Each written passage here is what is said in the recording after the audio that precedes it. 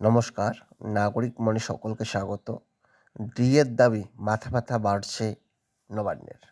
ভোটের আগে অন্য একাধিক ইস্যু ছাড়াও সরকারি কর্মচারীদের বকেয়া ডিএ নতুন করে ভাবনা বাড়িয়েছে মুখ্যমন্ত্রী মমতা বন্দ্যোপাধ্যায়ের।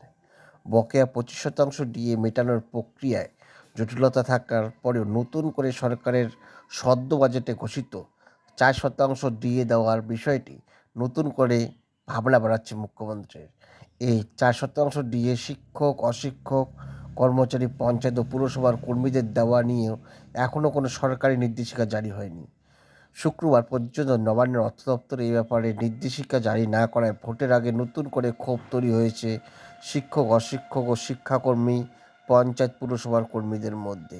অন্যদিকে সর্বোচ্চ আদালতের নির্দেশ অনুযায়ী বকেয়া মহার্ঘ ভাতা পুরোপুরি না পাওয়ায় সরকারি কর্মচারীদের যৌথ সংগ্রামী মঞ্চ নতুন করে সরকারের বিরুদ্ধে প্রায় জেহাদ ঘোষণা করেছে।